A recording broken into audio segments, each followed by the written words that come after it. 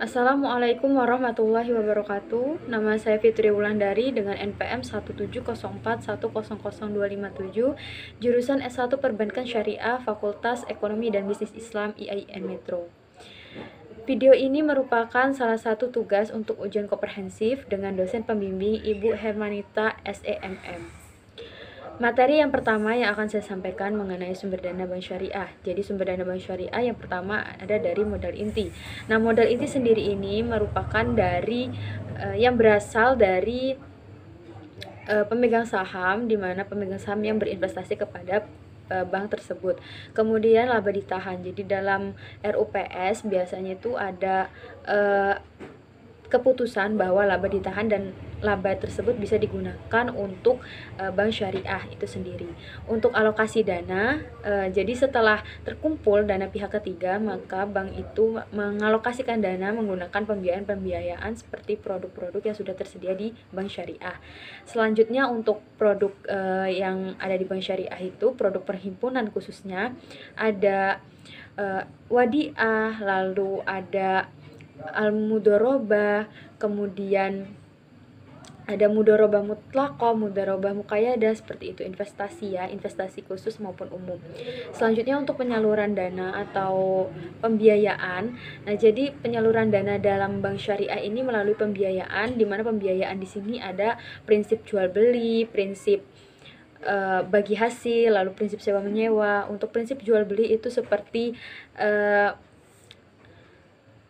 al-asalam, al-murabahah, lalu al-istisna. Kemudian untuk prinsip sewa menyewa ada ijaroh sama ijaroh mutahiyah bitamlik. Kemudian untuk bagi hasil seperti mudharabah dan murabahah. Yang selanjutnya untuk manajemen keuangan, materi tentang manajemen keuangan yaitu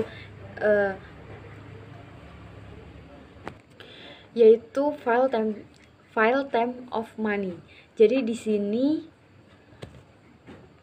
dalam time value of money ini bahwa uang saat ini itu lebih berharga daripada uang di masa depan. Jadi misalnya kalau kita mempunyai uang itu uangnya 5.000 misalnya, di masa sekarang ini lebih berharga daripada di masa depan, seperti itu. Yang selanjutnya untuk terkait hubungan rasio keuangan dengan kinerja keuangan. Jadi setiap kita ingin memperoleh atau mengetahui terkait kinerja suatu perusahaan, maka kita bisa melihat dari rasio keuangannya, yaitu seperti rasio profitabilitas, rasio rentabilitas, kemudian rasio solvabilitas, likuiditas, seperti itu. Jadi itu untuk melihat kinerja perusahaan tersebut, bagaimana cara mengelola dari rasio-rasio yang sudah tersedia. Kemudian untuk resiko, manajemen resiko. Jadi ini berhubungan dengan pembiayaan ya, atau kredit dalam konvensional.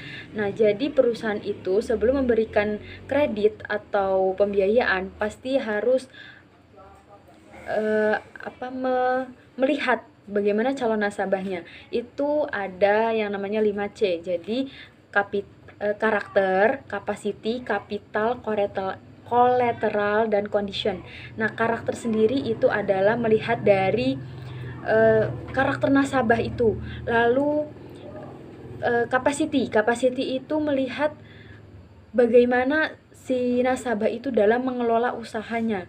Selanjutnya kapital itu dilihat dari segi keuangan yang dimiliki oleh calon nasabah.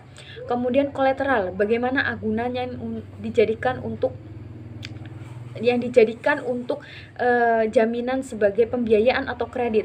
Dan yang terakhir yaitu condition, yaitu kondisi pasar ya, kondisi pasar usaha si nasabah tersebut. Nah, itulah tadi materi yang dapat saya sampaikan. Apabila ada salah-salah penjelasan atau salah-salah kata, saya mohon maaf, dan saya akhiri. Wassalamualaikum warahmatullahi wabarakatuh.